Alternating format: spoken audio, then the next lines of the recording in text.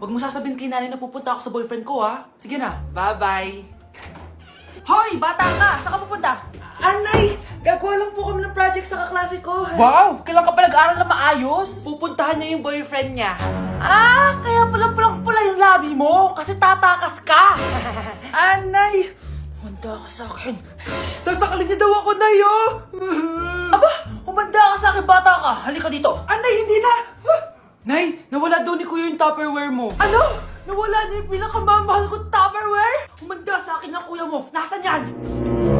Lagot ka, kuya. Galit sa'yo si mama. Ano sabi mo, Kyle? Nasaan na yung kuya mo? Ha? Nandito ka palang bata ka, ha? Etong sa'yo.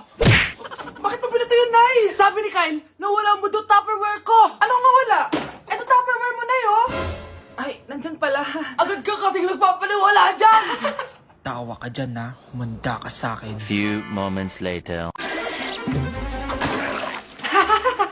Boring naman ang pinapanood mo. Palitan natin yung mas nakakatawa. Ah, sige, kuya. I'm asking you to kiss me. Hindi naman nakakatawa yan eh. Bastos yan eh. Ayun na, magkikiss na sila.